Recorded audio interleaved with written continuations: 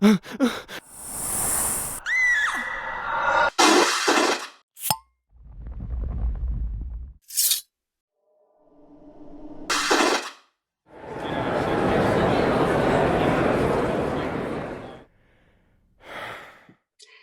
and welcome to the Supernatural Fandom Track here at Continual. I'm your host, Gail C. Martin, and tonight we are talking about Supernatural's scariest episodes. So grab your popcorn and your pie and settle in and be ready to get spooked. We're going to talk about it all. But first, let's have our wonderful panelists introduce themselves, starting with Carole.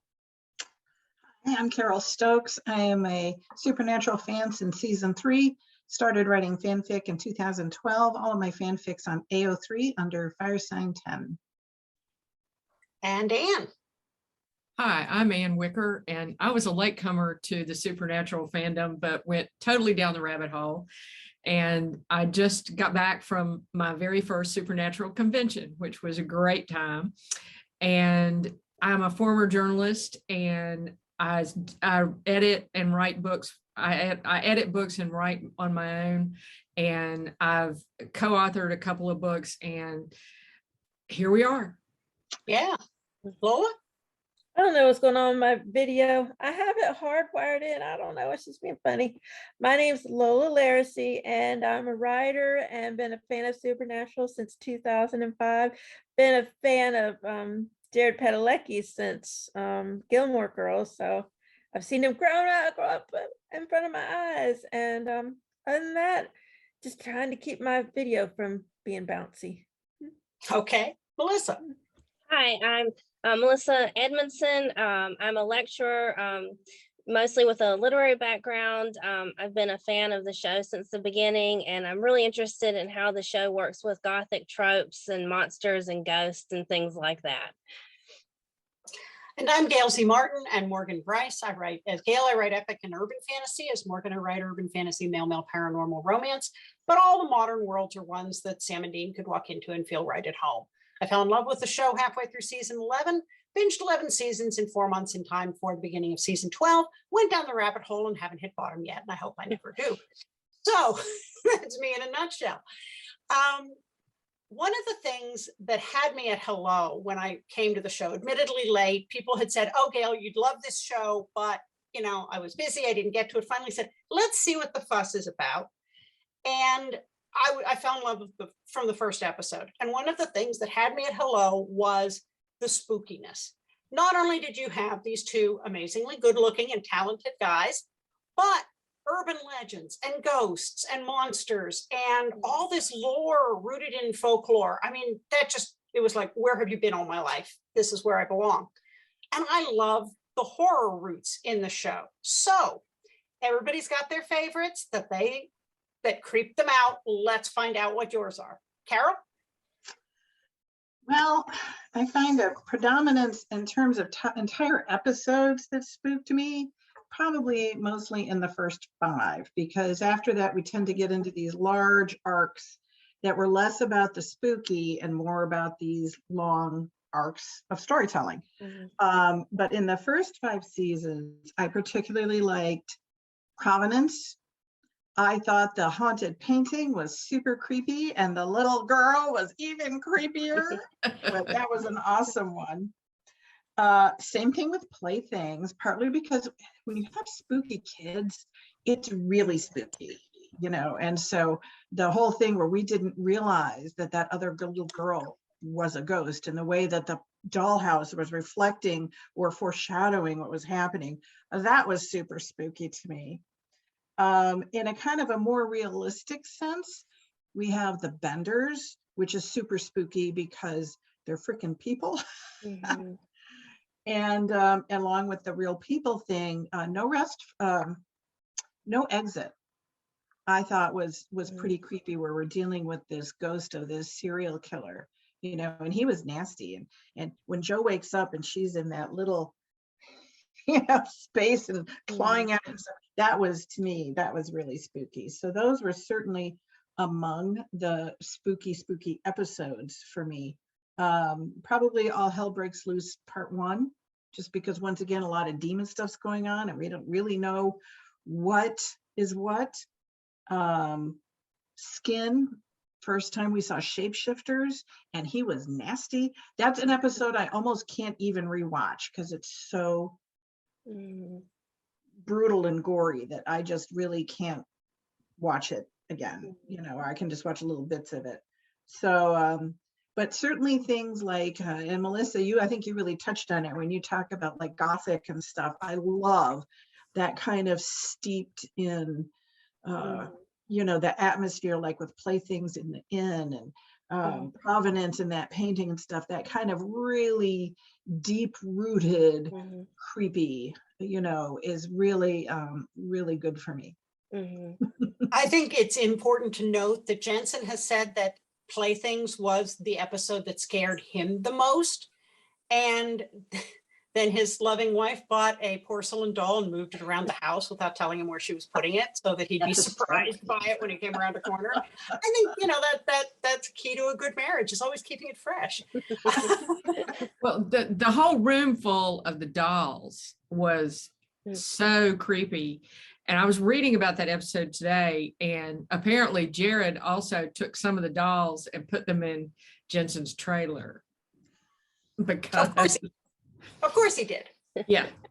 Love it. And that episode also, they were pointing in Super Wiki, they were pointing out the sort of, not really Easter eggs, but the things that harkened back to The Shining, with the two little girls, the scene where Dean goes into the bar to talk to the old dude, and there were several other things that they talked about that were harkened back to The Shining. And then the old lady in the attic, Psycho.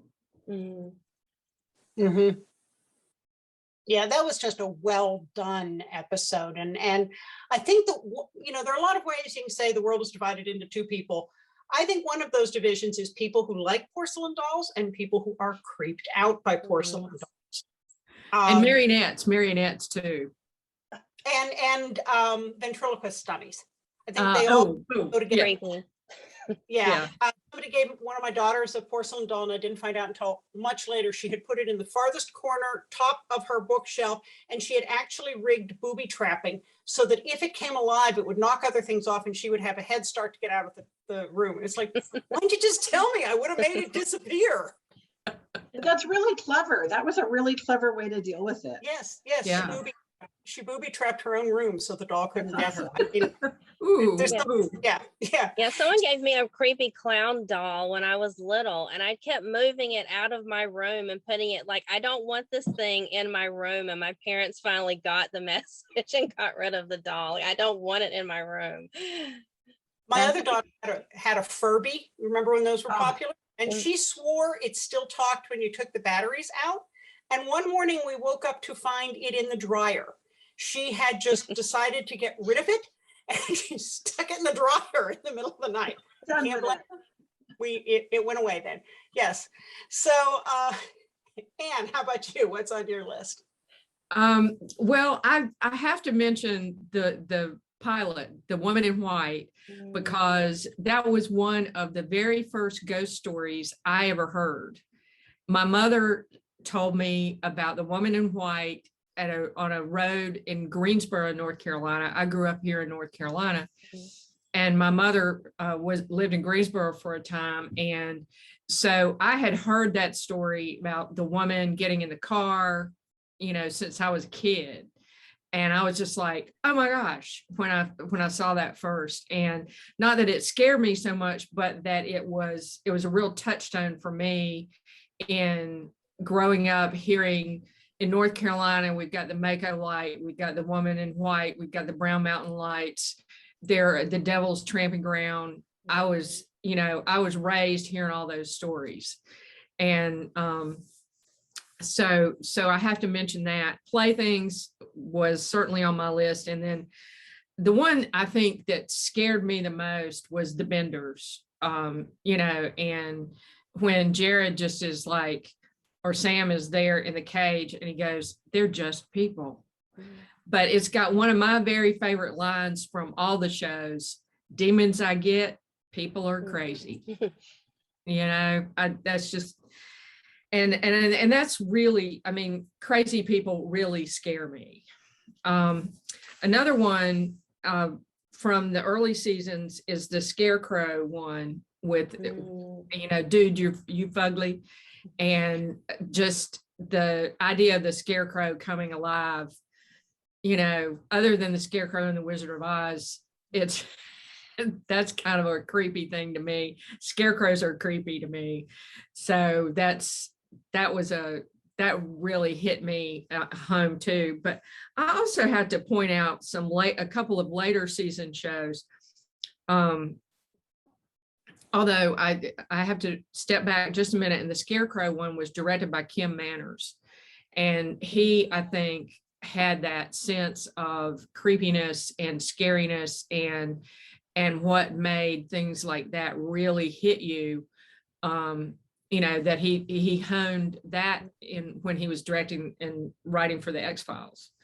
So there's that. One that scared me a lot the very first time I watched it was Red Meat, where Dean thinks that Sam is really dead, and it's the werewolves and the guy who has been bitten and then becomes a werewolf, and Dean, you know, takes all the pills and dies so he can talk to Billy and get her to bring Sam back. And I just thought that was really creepy, and he was Sam friggin' Winchester, you know, coming back alive and doing the thing. And I also have to mention regarding Dean, where Dean is losing his because of the spell, he's losing himself. And that one scared me in particular in a different way, because my mother had dementia and I saw her losing herself. And when he's looking in that mirror, trying to say his name and who his brother is, to me, that is just devastatingly scary. Yeah. Yeah, it's interesting because we don't always get scared by the same things in each scary episode. Yeah. Yeah. Lola, how about you?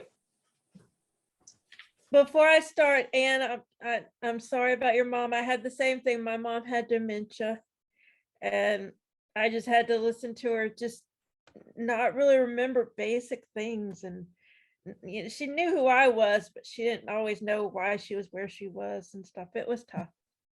Yeah. I have two. There are a lot of really scary ones, but two that I was thinking about today. They're both from the first season, episodes 9 and 10. The first one is called Home, and the second one is called Asylum.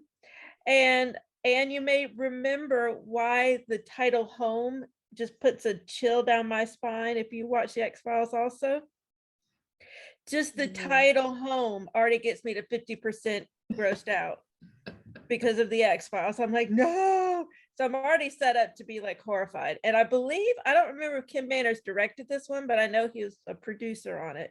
I'm trying to get to IMDb, but obviously my bandwidth is not doing great right now. So, but Home, what I really loved about Home is it kind of has a poltergeist vibe. And when I was a kid, poltergeist scared the ever living mofo out of me, because I was only like maybe 8 or something when I watched it. And you got the scary clown, and in this episode there's a scary like tambourine playing little animal thing, and you've got Lorda Devine. I've forgotten how great she was in this episode. She channels Zelda Rubinstein from Poltergeist. She's got that soft, melodious voice. Now, Dean, you need to do this, and honey, you need to do that, and you're just like, ah. And Dean even makes a reference to Zelda Rubinstein, saying she already Zelda Rubinstein the place. What do we got to worry about? So they acknowledged that they really had the poltergeist vibe going, and it was scaring the ever living crap out of me. I mean, if you were ever a kid and had a closet and had to look at that closet and just know something was going to come out, you just knew it, and you kept thinking you saw the door rattle and no one was there and it was dark, and it just evoked all of those childhood fears. I loved it. That's one of my favorite episodes. And also you get to see Mary, and that might have been the first time we saw John at the end. I think maybe. And just the close-ups of John, I was really marveling at how much he looks like Dean. Just the eyes and the shape of the face. He really did great casting with that. And so it kind of had that nice heart moment at the end when, you see John. But man, it was scary. Oh man, it freaked me out. And Asylum, even though I'm pretty sure this episode predated American Horror Story, it was just like the Asylum season of American Horror Story. You've got the scary dentist looking chair and the mad scientist who's doing experiments on patients in an asylum, and the ghost of the asylum patients are there. And oh man, it gave me the willies. It's not even so much that it scared me, it gave me the willies, and it just made me go ew, ew. And that just, that you get your money's worth with these 2 episodes. Okay, Melissa. Yeah, I want to touch something, Anne. I'm also a North Carolina native, and all of those stories you mentioned, those urban legends, are familiar to me. So, but I think that brings up a great point too, because actually most of my top picks are going to be from the first season as well. But I think that's so fascinating because, we have, I wanted to do this particular panel because the scariest is so interesting to me, and I couldn't wait to hear what everyone else had to say, because it's so subjective. Like we said earlier, you bring into it, what you're afraid of. Like if you are, and I'm talking from experience, I don't like dolls. I've always been, creeped out by them. So, I'm going to tend to find those episodes, scarier. The clown, everyone loves the clown, that episode. I'm going to find those types of things scary, but in those urban legends, it's so neat because it's almost like we bring this like collective, like this culture and this collective fear, so we add that onto it. So I think the urban legends are so interesting too. And I mean, it's fascinating to me that it was something I kind of wanted to explore maybe too in this panel. Why is it that this first season, it does have, I think kind of the best, right? The scariest and the best. And what happens kind of like after the first few seasons, and you get into that bigger narrative, right? And it's almost like the definition of scary kind of changes in a way. Like we go from those individual stories to like being scared for Sam and Dean, like what's going to happen when, Dean becomes a demon or that type of thing. And like, I don't know, it's like the definition of scary kind of changes as the seasons, go on. So anyway, that's my little spiel about that. But it was kind of hard. I was trying to come up with like a list, and I think I keep going back to Family Remains as that's what I come back to as like, for me, the scariest. I think it was in season 4, Gail. I think I'm season 4. And that's another one where, it's not a ghost, right? It's a human. It's a real person. And just the way they go about that, the jump scares in that episode are effective. Like every time I watch that, I'm just creeped out by it. Like early on, we have them opening the closet door, and that little doll's head is just sitting there. And then we have the perspective of the little boy, the brother, I can't remember his name, but the baseball comes like rolling out, and then he's like playing, toss with the ball, and we see it from his perspective, and then we see it from like the girl's perspective in the closet. And just the camera work in that episode is so great. And then there's this other scene where we see her in the window. The sister sees the supposed ghost in the window. And it's so effective how they do that, different places. And she's outside, right? And she's not supposed to be outside. And she comes through the salt circle, and we see that slow motion of her foot going across the salt. So, we're just kind of there with Sam and Dean, and she's disrupting, right, all these expectations that we have of this is not how a ghost is supposed to act. And then, and then we have that, revelation that it's this, incestuous relationship. And like you said, Anne, it's the humans, right? That's humans. I think Dean has a similar comment. It's like, he says something like, it's humans, it's humans, man, or something like that when he's talking to Sam. But that one I just think that was just, so well done. So I think that one probably has to be near the top. I'll also concur with Playthings. I think and I get a lot of these again. I think this is actually season 2. So I'm backing up a little bit, but again, the dolls are so creepy. We have the creepy imaginary friend, right? The girl, Maggie. And yeah, we have the grandmother or the sister who's up there in the attic. And we said about Psycho.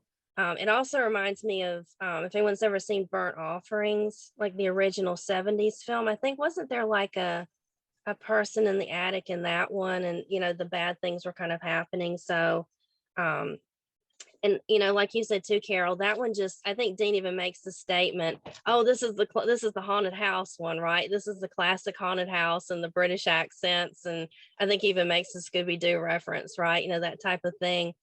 So that was just a really good one.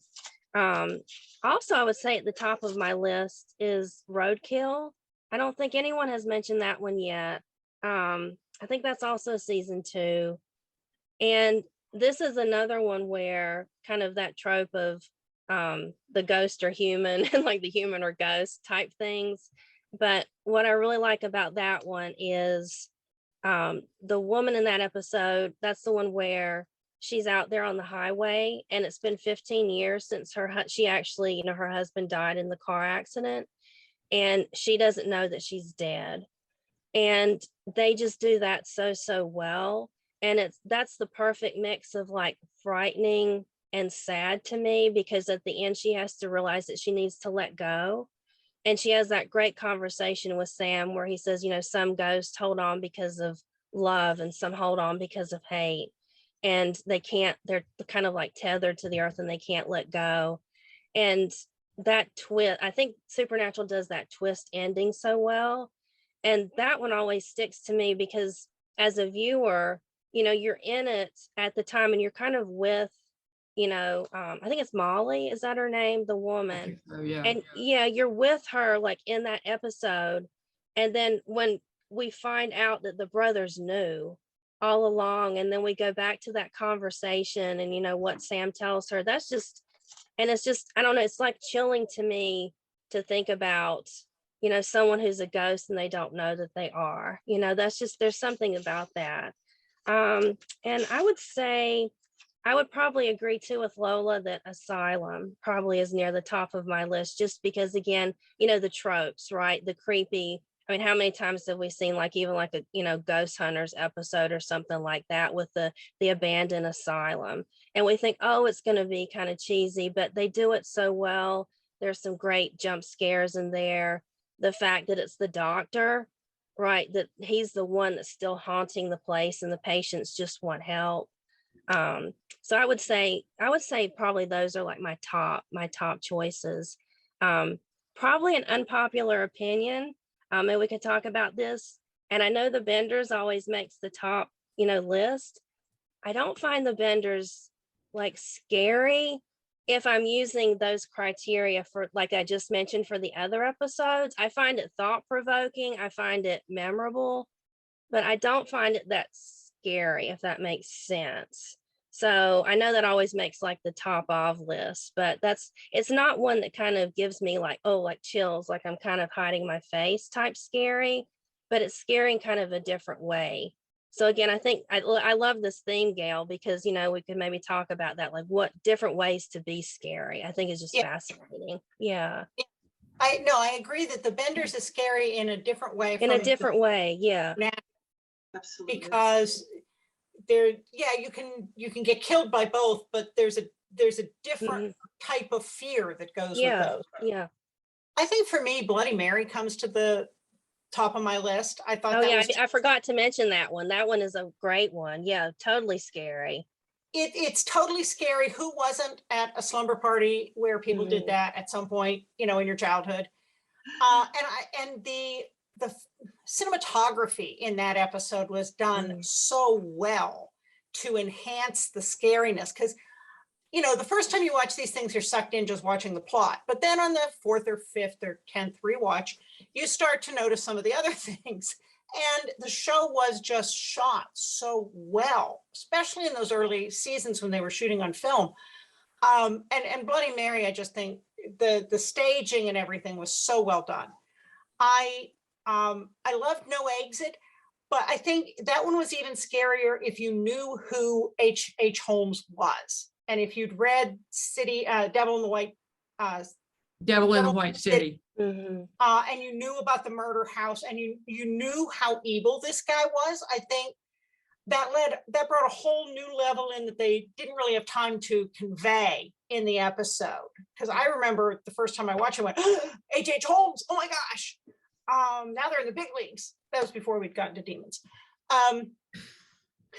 I loved any of there were 2 episodes, I think, that really had scary psychiatric or sanitariums in them, asylum.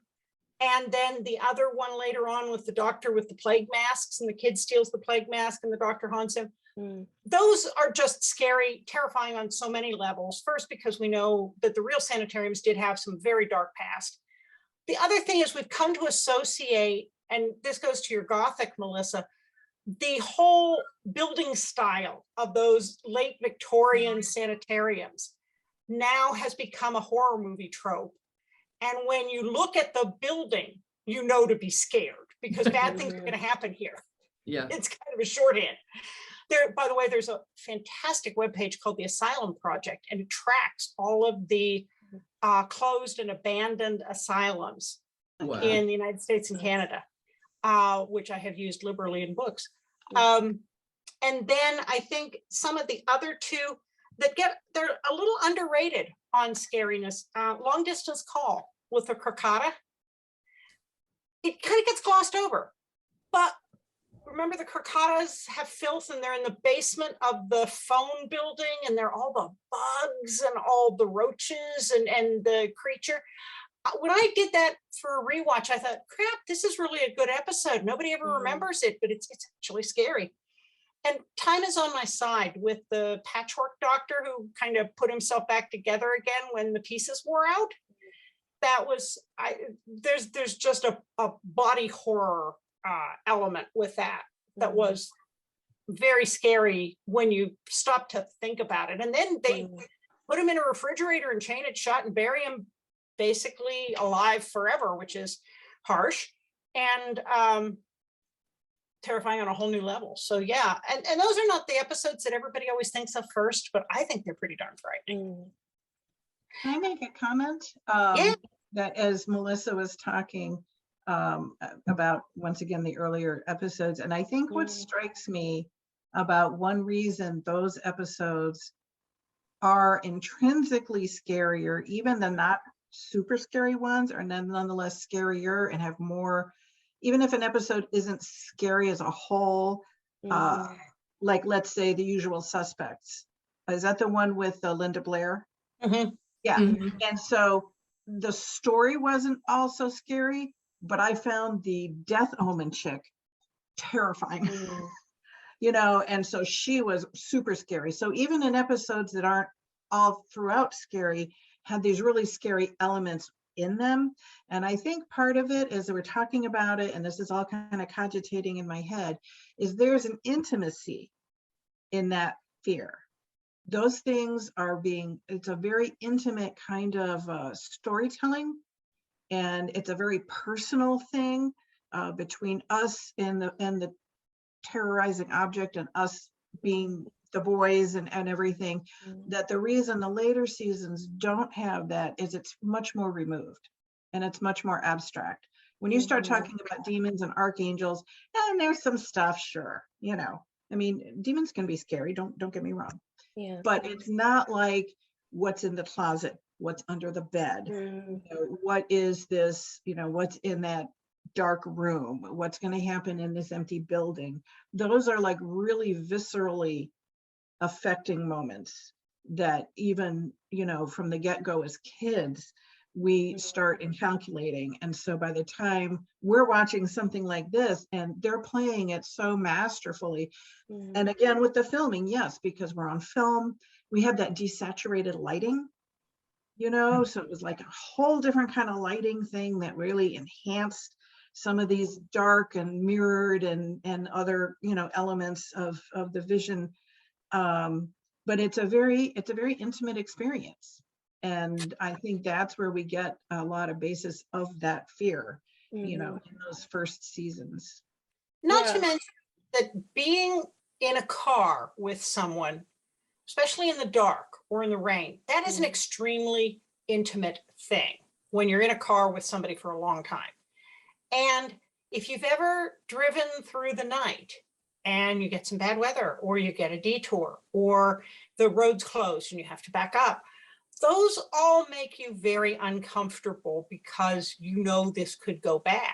And this is what the boys live in, day after day. And so when we see them in that situation, there's a vulnerability to it. Yeah, they're big, strong guys with a bunch of weapons, but they're still in the dark, in the middle of nowhere, all by themselves. And that's scary. Yeah. So what about some of the episodes that were supposed to be scary, but just didn't land with you? Maybe they ended up being not scary, or maybe you laughed your whole way through them, or they just didn't hit you. Anne? Oh, probably the Plucky Penny Whistle, the one where, Sam is scared of the clowns, but it just was like, okay, Sam's scared of clowns. Let's just move on. That one just didn't do it for me. Trying to think ones that were. Yeah, I had 3 kids and spent a lot of time at Chuck E. Cheese, and I have no difficulty believing that there were satanic rituals in the basement. No. And somebody died in the ball pit, I'm sure. Yeah, what was really, those ball pits do scare me. I think they're creepy. But there was too much humor in it for me to find it scary. Yeah, just a classic exchange between Sam and Dean. He's like the ball washer. Yeah. The ball washer. Dean makes him repeat it, and about the 3rd time, Sam finally gets it. Stuff like that, and chasing down the guy dressed as the lion and stuff. And it was too funny. Another one that I thought that probably should have been more scary was the one where the 3 college kids, the one guy gets bitten and he becomes a werewolf, and they film it all. They're filming everything about their lives anyway, and then they film that whole transition and everything, and where they, the 2 guys, they kill each other, and it's tragic, and it's sad, but I didn't find it scary in particular, that in the way that you would think it would be scary, that like a parent's worst nightmare kind of thing, for their kids going off to school and not instead of baking pot brownies, they become a werewolf. But it just, so that one didn't really scare me that much. And a lot of the later episodes with the big story arcs and stuff, Lucifer and Sam taking on Lucifer, where he drinks all the demon blood and he's going to go and they're going to use the rings and all that. And that's supposed to be scary. And that one didn't really scare me. And I think it's what y'all have been saying about the larger story arcs just aren't as scary as these more intimate moments. And that's just me, because I know a lot of people find the big scary things more frightening. And I'm not saying this very well. Carole, help me out. Well, I think it's some of it is that removal, because when we're seeing demons and angels in our everyday life, we're not seeing demons and angels. And so we know that that's a fiction, and it's being played out on this very grand scale, but everybody's got a closet, you know? So to be able to relate to something being scary in the closet is much easier than being, oh my gosh, the Archangel Michael is going to take my body and use it to, you know, eradicate the earth. Okay. You know, and then depending on the humor, like you say with Plucky, I think you have the humor. You know, I found, for instance, it's much scarier in Plush when Sam's in the elevator and that guy is wearing that horrible ratty clown costume and he gets in, you know, and Sam's just standing there and the eyes get really big and the guy's just standing there like looking at him, and then he turns around, you know, and that was terrifying. That, you know, 10 seconds in the elevator where Sam is confronting this horrible vintage battered clown and didn't even have a knife dripping blood by that point or something. Yeah, because he had killed the other guy. Yeah, that in was the hospital. scary. The laughing clowns with the water flowers and the glitter was not scary, but that was scary. Plush was a scary episode, I thought. It was, yeah. You know, with the ratty, you know, the big bunny head, and nobody knew why these people were doing what they were doing, and you know. But I think the scale makes a big difference, and how far our curtain of disbelief is willing to rise, you know. Yeah, I think the one that made me feel more sad than scared was in one of the later seasons. There's the fly people with the big heads, the Mosca, and they had the veil over the head. Charlie's in it, Yeah. and the thing that made that stand out in my mind is it's really a story about alienation, and he was cast out from his people, but then in the end his people came and brought his body back, so he wasn't completely cut off. And it was more of a tragic episode. I'm sitting there thinking, okay, maybe you're in a big city, but surely somebody at a bus stop is going to give a guy who's got a fly head a second look. Even in New York, they might not say anything, but I think they'd notice. And but there was a pathos to it that actually elevated it from being silly. And I was impressed that they could make me care for a guy with a big fly head, because Jeff Goldblum couldn't. So, you know, kudos to them for making that happen. Melissa, how about you? Yeah, I can't think of like one, but I find it fascinating again that we're talking about like places in different episodes where we remember being, you know, truly scared. And I think that one you mentioned, Charlie, like that episode where the Steins, right? And I can't think, oh my gosh, what I'm blanking on the episode title where she's killed. But like I didn't particularly find that episode, you know, I was riveted by it, you know, and the danger, but then, you know, I just remember feeling, you know, and I know there's a lot of debate too about sort of, you know, how she went out and how she was killed. And she was, you know, absolutely terrified, and she was there by herself, and, you know, Sam's on the phone and all this. And so, I mean, there's that point too, where we feel, and I remember feeling, I mean, watching that episode and just, it was terrifying and difficult to watch, because I could feel like her fear in that moment. But, you know, the whole episode itself, I wasn't necessarily scared by it. So I think that's, again, you know, an interesting point, what comes out in different episodes. And the Plush is a great example too, you know, with that one, where, again, that idea, I think maybe we're bringing ourselves in, like, you know, okay, what do I do if I'm in an elevator, you know, if that would ever happen, right? But, you know, that type of thing where, you know, you're in an elevator with this incredibly weird, you know, maybe person there with you, and you're trapped, you know. It's that idea, like we talked about earlier, this idea of control, you know, or like being, like you said, Gail, being lost in the dark in a car, and you know, you don't know where you are, and you've lost that sense of control. So I think those are, you know, kind of important, you know, important moments as well. You know, one of the episodes that deserves some of the heat it gets, but really scared me for personal reasons was Route 666. You got the haunted truck, And yeah, they bungled some things with that episode.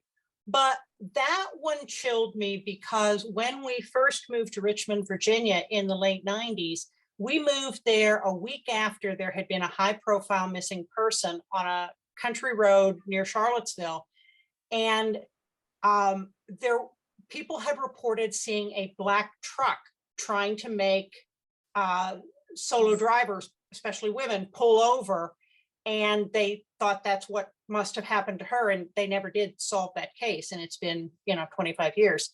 And so when there was this episode about a black truck that follows you on the highway and tries to run you off the road, it's just like ripped from the headlines, a little too close here. So I think we also bring that into what we think is scary and what isn't. It can be very personal on what scares you. Lola, were there any that that made you laugh instead of gasp, or just didn't land with you as being scary? In general, most of the episodes that involved vampires bored me because their vampires tended to be like snotty brats. They've been vampires for a minute and they're like, yo, let's go see if we could get some blood, man. And I'm like, oh God, please stop. So, I grew up on Dracula. Now he was scary because he lived in an old castle and he was like 1,000 years old and he had long stringy hair and long fingernails, and it might end up in a casket for 1,000 years or buried, in dirt or something. That was scary. But he's like, oh my God, I'm a vampire. No. And then, I read Interview with the Vampire and all that stuff in the early 90s. And then, you're up to like New Orleans, French Quarter in the 1800s. And, everyone's all debonair, but you never know what's really going on until you're invited to the masquerade ball. And it turns out to be a group of vampires with a Y. And that's more exciting.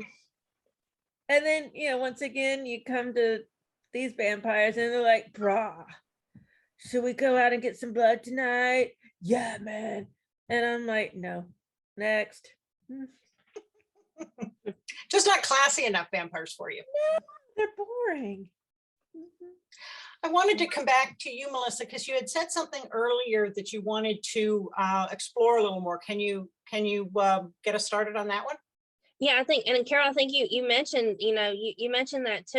It's just, it bothered me because I was looking through, I knew, this panel was coming up, and it bothered me that I couldn't really name a really like scary from, I would say start to finish, but just the majority, like those season 1 episodes where you sit there and 45 minutes go by and you're just like, what, I haven't blinked, or whatever, that type of thing. And I just, and I think you mentioned this, that in those later episodes, I just couldn't find one, and I don't know if I'm missing anything, but I just couldn't find one of those episodes where I was just scared from start to finish. And like I said, just like with Charlie, I had those moments of tension, or I feel the characters' fear, like I feel what Sam and Dean are going through. But I think it's fascinating what we've said, this conversation about the personal. Like I'm not really, it doesn't draw on my fears. I'm feeling for them. I'm not really fear myself. So I don't know. I can't even really formulate what I wanted to say about that, but I think we have touched on it. It's just interesting. I think, this first few seasons, it does draw on like what we are afraid of, our own personal fears, or like the collective, like you said, the urban legends that we've all heard some form of it, and we're bringing that into it. So yeah, and just the later episodes, I just can't, it still bothers me. Like I can't find an episode that really just, scared me from start to finish.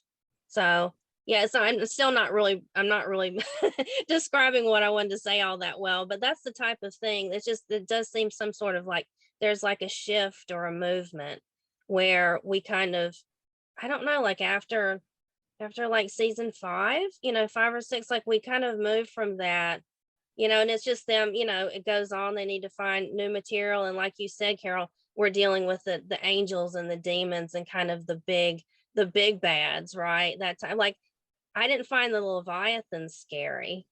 you know, what they were doing was scary, but I didn't find them scary, you know, in and of themselves. And like Lola said, with the vampires, I mean, the vampire that comes to my mind is Benny. And, you know, he's memorable for he's not, you know, he has the potential, right, to be scary and dangerous, but then I just feel overwhelming sympathy, you know, when I think about Benny. And it's not, there he is a vampire, you know, so it's interesting how they they disrupt maybe our expectations for some of those things. But yeah, there's no real focus point there, sorry. No, that covers a lot of good stuff. Well, believe it or not, folks, we've blown through our time again. This goes so fast. Wow. Yes. Carole still has her list. Okay, Carole, give us a quick rundown. What didn't we hit? The only 2 episodes I liked and the later ones that were scary was Plush and Safe House. I thought Yes. Safe House was really Okay, scary. that's a good one. because That's a good one. Once again, it's that whole other world bordering on our world, and we don't know what's going on. And I agree about the vampires not being scary. Not that there can't be redneck vampires. I'm down with the redneck vampires, but there was I don't know, there's too many, but the alpha vamp, he was scary. Yeah. He was scary. That's He true. had that Yeah. power, that quiet power and Yeah. command. Scary. And that's Yeah. it. I'm done. The other one with the house with was it Annie, the foxhole lady, with the guy keeping the ghosts in the Yeah, old that was pretty hotel, and creepy. Bobby was a ghost, and I thought that one was very well done, and it was a very good traditional ghost story. Also, from the perspective of 2 ghosts who are watching the live people and the ghosts. And they were creeped out. As ghosts, they were creeped out. Yeah. I thought that one was well done. Yeah, that was a well done So- episode. Yes. All right. Well, folks, there's no end to talking about scary stuff with Supernatural, but thank you so much. Let's go around again, let everybody know where they can find you online, starting with you, Melissa. Yeah, I'm on Twitter, so you can find me, Melissa Edmundson. I have a website, also my name, where you can find some of the books and the things that I've done. So yeah, check me out there. Great. Lola? Lola? And There you my bandwidth had cleared up. Now I'm frozen again. Can you hear me? Yep, we can hear you. Okay, good. I am Lola Lariscy. You can find me at Lola Lariscy on Twitter. I'm on Instagram, but I don't really do it that much because I just don't take that many pictures. Facebook under my Muggle name, which is Lola Strickland, and also under Lola Lariscy, and lots of other places. Just look me up, you'll find me. Sounds good. Anne? I'm on Facebook a lot, and it's Ann Wicker, and I'm also on Team Free Will NC a lot, Gail's Supernatural group. And you can find me on Instagram as Ann.Wicker2, and Twitter, Ann Wicker, no spaces. Sounds good. Carole? On Facebook, you could find me at the TFWNC group, and on Continual as Carole Stokes or Carole M Stokes. I'm on Twitter as true_firesign10. All my fiction is on AO3 under firesign10. And that's where I'm at.